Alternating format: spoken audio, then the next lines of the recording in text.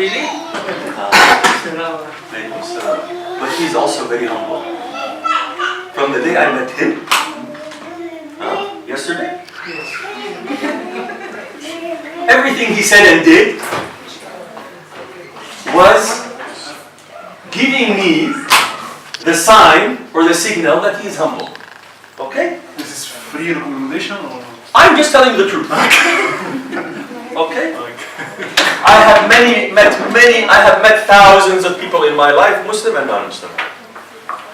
Many of them are arrogant. And many of them are humble. Alhamdulillah, Allah has given me a gift from my mom. Generally, I am able to guess correctly who is who. And in fact, one of the recommendations we give in this book, teach your children how to recognize people. The greedy from the generous. The power hungry from the people who don't run after power. Okay? The liars from those who are honest. Because in their life, they will meet all kinds of people. Unfortunately, I am very sorry to say that in this life, not your children, they will meet people, not all of them will be like this wonderful Dr. Misfir. Unfortunately, I wish everybody on earth was like Dr. Misfir. Okay, but they're not. This is a fact. So they have to be able to recognize who is who. So you talked about leaders. Some leaders are humble. Some leaders are arrogant. Some are humble before they became a leader. And this is something that I'm a sociologist. I studied something called sociology, the science of people and society. One of the things we studied is exactly this. Why are people who are in the beginning like us, humble, simple, good people, then they get power and then they change? And in sociology, there is a law that Allah has put on this earth. Power corrupts. Power leads to corruption. Absolute power corrupts absolutely. Meaning, complete and total power leads to complete and total corruption. Fasadin fil ard. You remember the story of Saba in Yemen, the queen of Sheba? What did she say when she was having this wonderful discussion with Sulaiman? The kings bring corruption. Why would she say this? She's talking to Sulaiman, the most powerful king on earth. Why would she say that kings bring corruption? Because Allah subhanahu wa ta'ala, sunanillah fil kawn, the rules of Allah on earth among human beings is, not all kings, but many kings get corrupted by their power. Now you asked, why? It doesn't have to be. Any of you in this room, if you became a queen or a king or a prime minister or a president, theoretically can keep your good values and character, your honesty, your humility, theoretically. But what happens? What happens to us when Allah gives us the opportunity to have control over other people? What happens to us?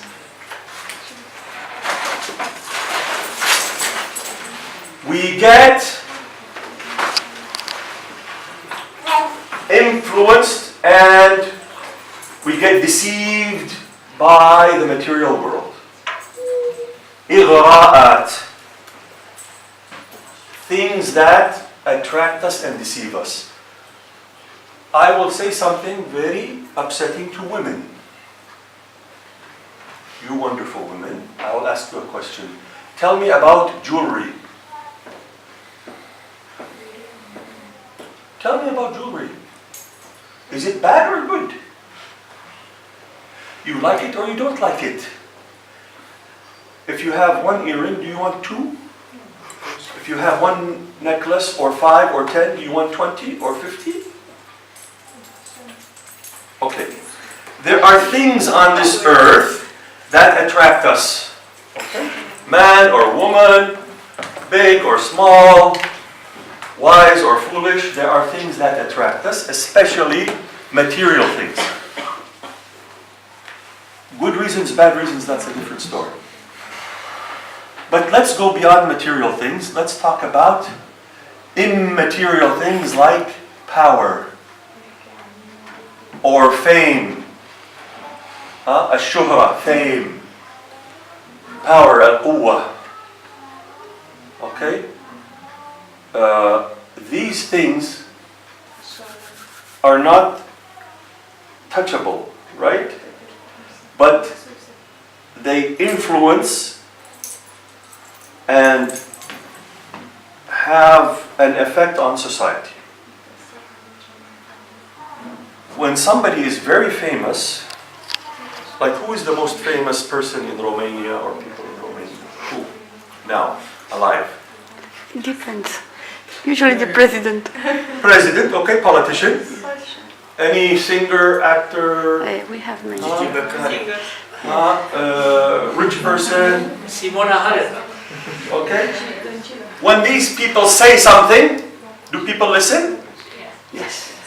Is it because they are more intelligent than us, or they studied more than us, or they are better people than us, or even some of them don't have so much money, but still what they say, Counts. we listen. Maybe we don't follow, but we listen, we care. That's why there are so many magazines about actors and sports players. And people, when the news says, oh, such and such, famous person said this, then people like to listen. When Dr. Omar talks, very few people want to listen. Okay? Why? Because they are in a high position in society, and so what they say and do influences. Okay? And they like it. Otherwise, they would not speak. The leaders, the political leaders, when they get power, they can tell you and me and him and her what to do.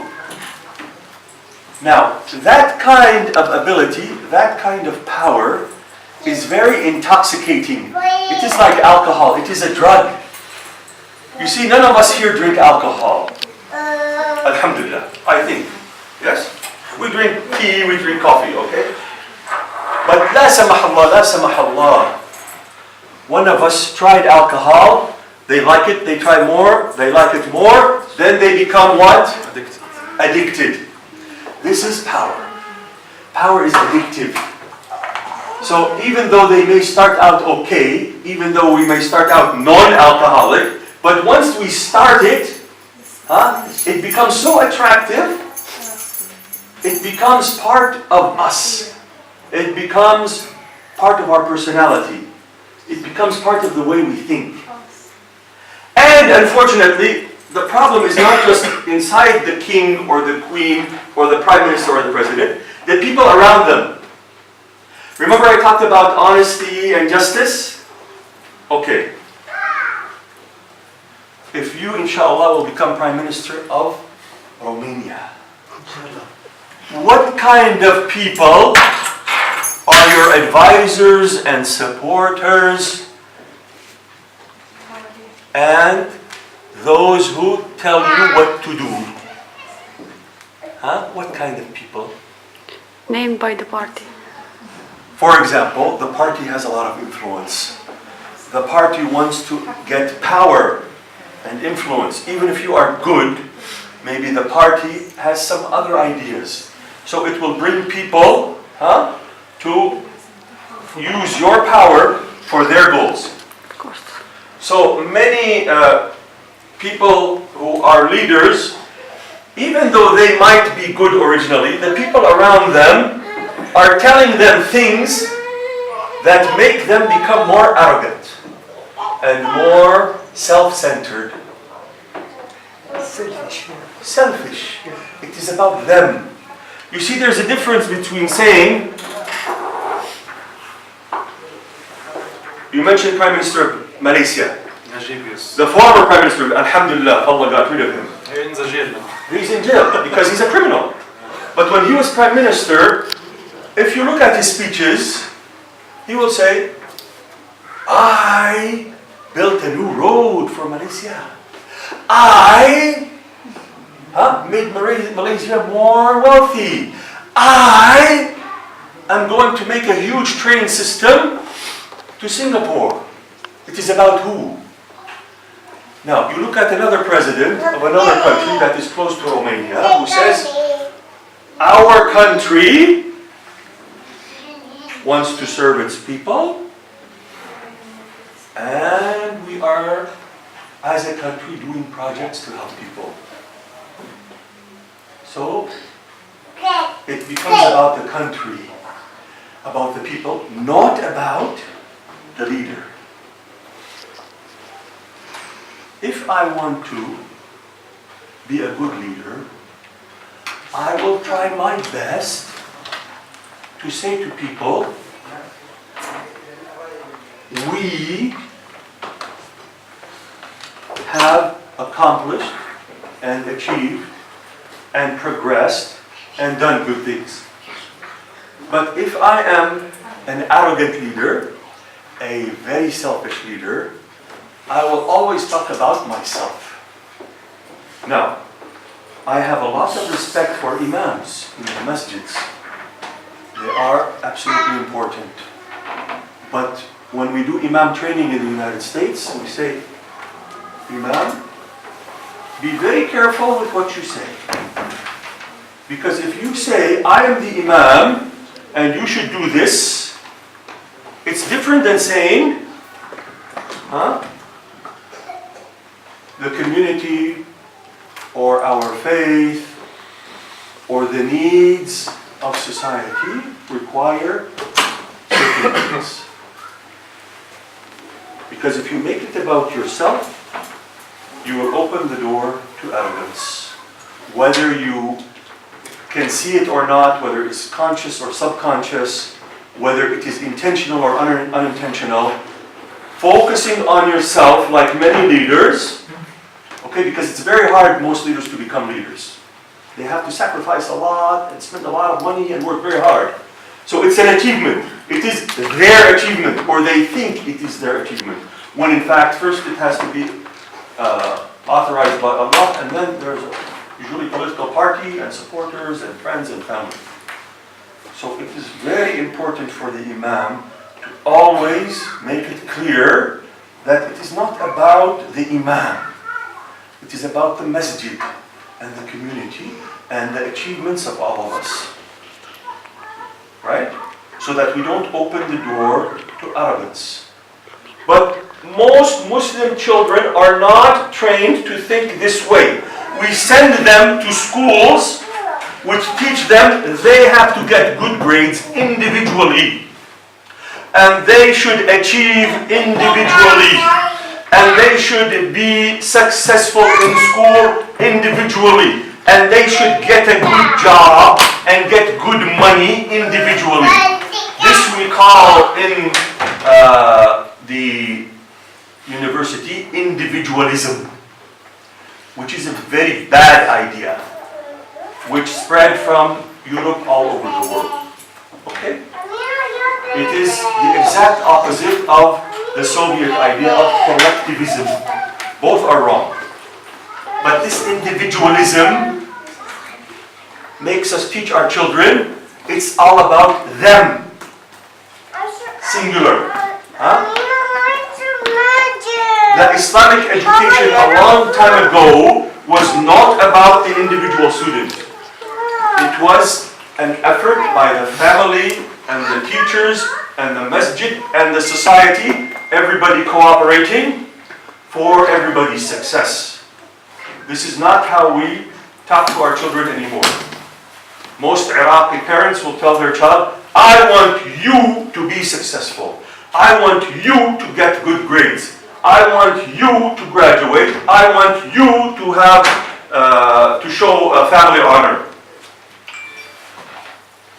we indirectly are making them into people who are arrogant. Because when they achieve, who achieved? Not us, not we, but I. I was very lucky to go to some schools in the United States where we did group work. 1, 2, 3, 4, 5, one group. You make a project. All of you get 1 grade. Okay? What does this teach the student? Working group. Working in groups. It's about the group, the efforts. Now, each person in the group may be provided different percentage of work, but in the end, it is one project by the group. Team, right? There's no I in team, they say. Okay? We are trying to do this in our masjid. When we teach the children Quran. So, how do many masjids teach Quran? We bring a great teacher who knows Arabic, who knows Quran, and he says, Ahmed, احفظ سورة البقرة. Ahmed, memorize the chapter of Baqarah. Maryam, احفظي سورة آل عمران. Memorize the chapter of آل عمران. And then Ahmed, recite. Maryam, recite. This is good. I'm not saying it is bad, but there are other methods that are better. How? Ahmed, you correct Maryam. Maryam, you correct Ahmed. It becomes cooperative. You see? So both of them are memorizing and reciting the Quran. So it becomes about we, us. The result is the same. Both of them memorize the Quran. But the method makes a difference. So anytime we can reform our schools, time is finishing, huh? No problem. What time is Luhur? After 15 minutes. 12 and 20. Okay, so I will end this question by saying there are many methods now, alhamdulillah, which I can share with you outside of this session, how to teach the children to work in groups, to understand that the bounties that Allah gives us are meant to be shared, and our achievements are part of a group and not just one individual. And then when they become leaders, inshallah, they will remember to stay humble and not be arrogant. But we should teach them about the examples of people you are referring to. Like Muammar al-Qaddafi. You remember Muammar al-Qaddafi? Okay? When he was a freedom fighter against who? Who was occupying Libya? Italy. And they were terrible, terrible occupiers. Worse than the Israeli army in Palestine. He was fighting against them. People looked up to him as a good person. Then they wanted him to be leader of Libya. Then he changed. He became a horrible dictator, hurting his own people more than the Italians were hurting the Libyans. You see? So he changed exactly like you are referring to. And there are so many examples in the Muslim world of people like this. We should teach our children about these people, in addition to the people who were good and remain good. And it is a challenge to you to find these kinds of leaders. I don't know. I think there are some. Maybe you think there are no good leaders in the Muslim world, but we can work on this together. Okay.